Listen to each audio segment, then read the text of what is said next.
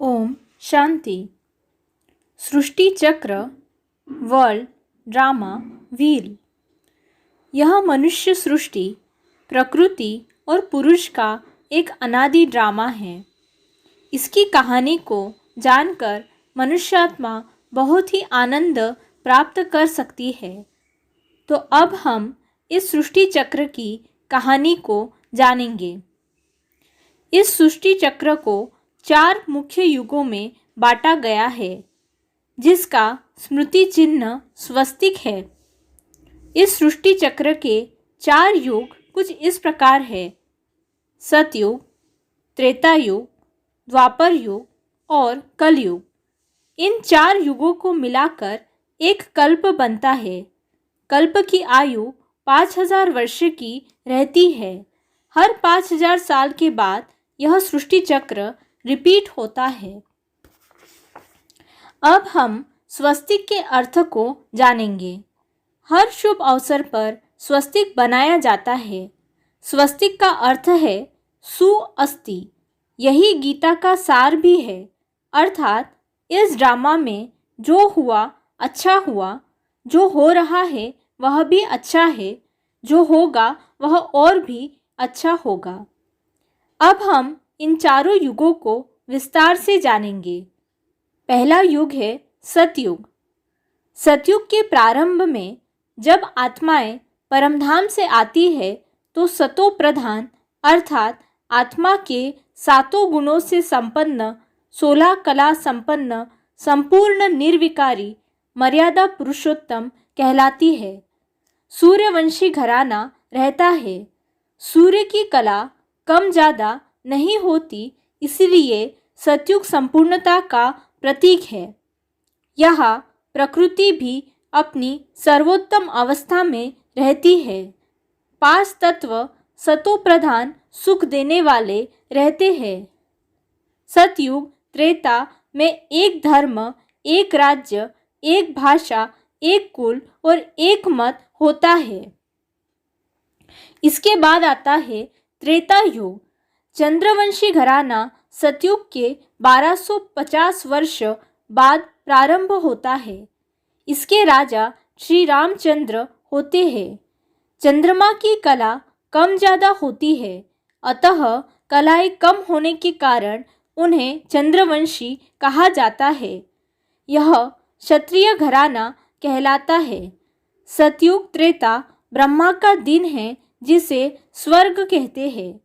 जैसे 24 घंटे में 12 घंटे दिन और 12 घंटे रात है, वैसे ही इस सृष्टि चक्र में 2500 वर्ष ब्रह्मा का दिन और 2500 वर्ष ब्रह्मा की रात रहती है। द्वापर कलयुग को ब्रह्मा की रात कहते हैं। अब हम जानेंगे द्वापर युग को। जैसे ही द्वापर प्रारंभ होता है, देवी देवताओं की आत्मिक स्थिति समाप्त हो उनमें देहभान आ जाता है। यही से विकार प्रारंभ होते हैं। इन्हीं विकारों के कारण दुख प्रारंभ हो जाता है। द्वापर में जब देवताएं वाम मार्ग में चले जाते हैं, तब सिंधु नदी के किनारे रहने के कारण उनके कुल का नाम हिंदू पड़ जाता है। इसी समय धर्मस्थापक आत्माएं परमधाम से आने लगती है, जो विभिन्न धर्मों की स्थापना प्रारंभ करती है। सबसे पहले अर्थात 2500 वर्ष पूर्व इब्राहिम इस्लाम धर्म की स्थापना करते हैं। 2250 वर्ष पहले गौतम बुद्ध बौद्ध धर्म की स्थापना करते हैं। 2000 वर्ष पूर्व क्राइस्ट आकर ईसाई धर्म की स्थापना करते हैं और 1500 वर्ष पहले शंकराचार्य संन्यास धर्म की स्थापना करते हैं। द्वापर युग में आत्माएं 8 कला हो जाती है। अब हम अंतिम युग अर्थात कलयुग को जानेंगे। सृष्टि के अंत में अर्थात 1250 वर्ष में कलह का युग प्रारंभ होता है। सभी धर्मों का विभाजन हो, अनेक पंथ प्रारंभ होते हैं। घर घर में लड़ाई प्रारंभ होती है। सिख धर्म इसी समय आता है। यहाँ आत्माएं कलाहीन हो जाती है। संगम युग अर्थात आत्मशुद्धिकरण का समय। कलयुग के अंत में भ्रष्टाचार, पापाचार बढ़ जाता है।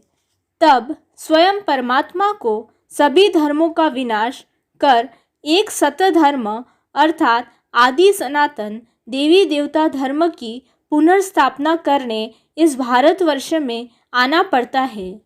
इसीलिए लिखा गया है कि यदा यदा ही धर्मस्य। यह समय संगम युग कहलाता है। सृष्टि काल में यही भाग्यशाली समय है जिसे पुरुषोत्तम संगम युग कहते हैं। परमात्मा एक वृद्ध शरीर में प्रवेश कर ज्ञान सुनाते हैं और उस तन का नाम ब्रह्मा रखते हैं। लगभग 100 वर्ष ब्रह्मा का पाठ व्यक्त एवं अव्यक्त रूप में चलता है।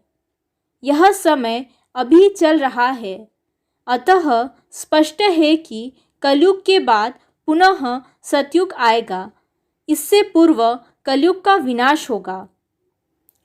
इस समय अर्थात संगम युग में मनुष्य को अवसर दिया जाता है कि राजयोग का अभ्यास कर वे स्वर्ग सुख के अधिकारी बने।